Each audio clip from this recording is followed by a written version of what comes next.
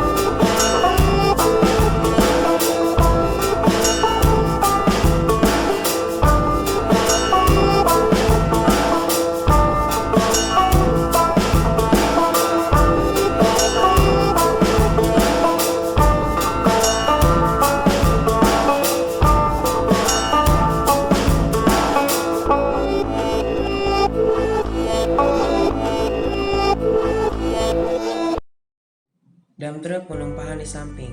Set dump truck terdiri dari 3 aksel traction pulling dan 2 aksel semi trailer. Dump truck jenis ini mempunyai ram hidrolik yang berfungsi untuk memiringkan dump body dan menumpahkan material yang diangkut ke sebelah kanan atau sebelah kiri dari set dump truck ini. Keuntungan utama dari set dump truck adalah dapat melaju dengan cepat bila membawa ataupun membawa beban, dan set dump truck ini dapat membawa muatan yang lebih berat. Dengan tambahan, set dump truck ini tidak akan ikut terguling ketika loader memuntahkan muatan, yang mana biasa dump truck memungkinkan untuk ikut terguling.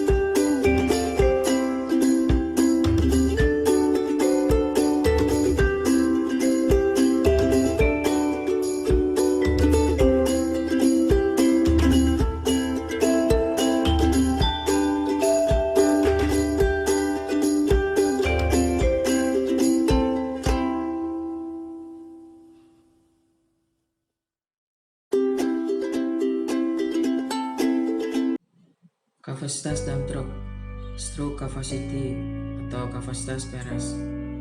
Stroke capacity adalah kapasitas alat yang muatannya mencapai ketinggian dari bak penampung.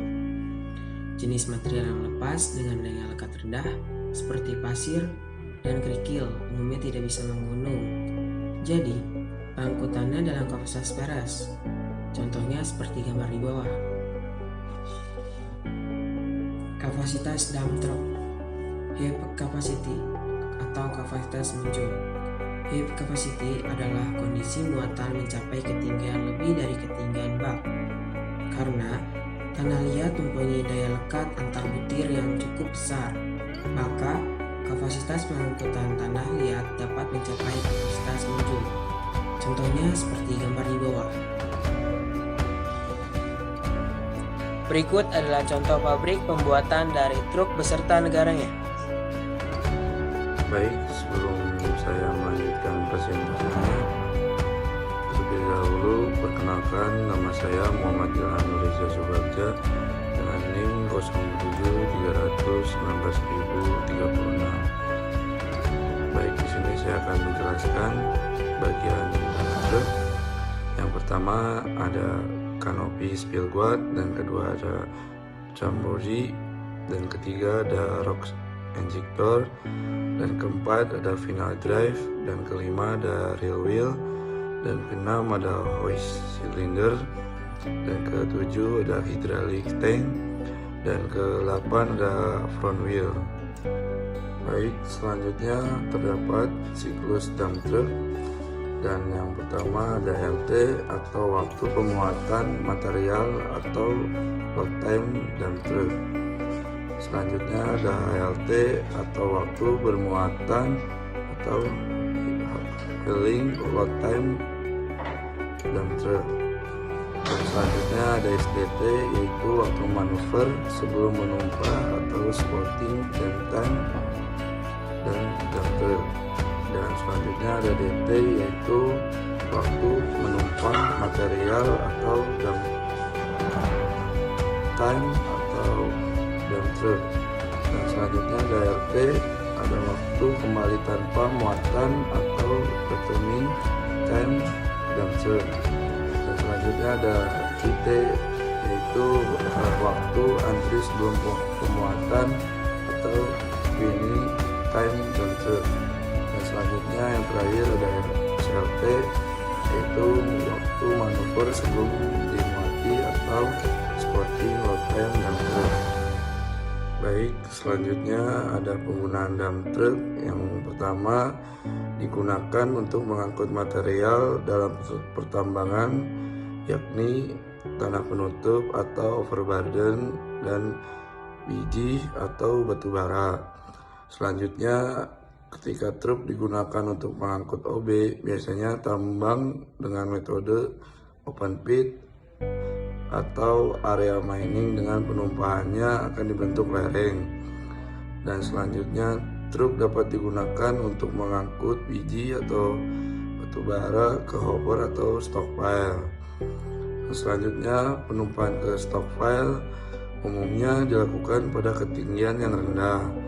Dan selanjutnya, tipe penumpahan bawah bergerak di atas grizzly yang digunakan untuk penumpahan ke hopper. Dan selanjutnya, kadangkala truk digunakan untuk mengangkut batu bara langsung menuju PLTU, dan mengangkut abu hasil pembakaran PLTU dibuang ke pembuangan tambang. Selanjutnya, pertimbangan dalam memilih jenis dump truck. Tipe truk yang digunakan tergantung pada kondisi lokasi dan persyaratan tambang, yaitu yang pertama, terdapat karakteristik material seperti sifat ekstensif, bobot, isi, dan faktor pengembangan atau ukuran batuan. Yang kedua, terdapat alat muat seperti tinggi penumpahan, jangkauan, kesulitan, dan pemuatan. Yang ketiga, terdapat syarat jalur pengangkutan seperti kemiringan, jarak, dan tikungan. Yang keempat, terdapat ruang manuver seperti radius belok. Dan kelima, terdapat kondisi penumpahan seperti penyebaran di atas tanah, hover, dan kapasitas, kasar, dan seterusnya.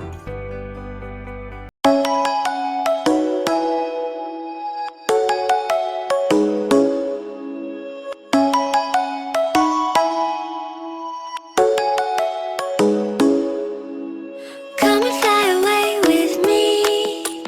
Come and fly away with me. Come and fly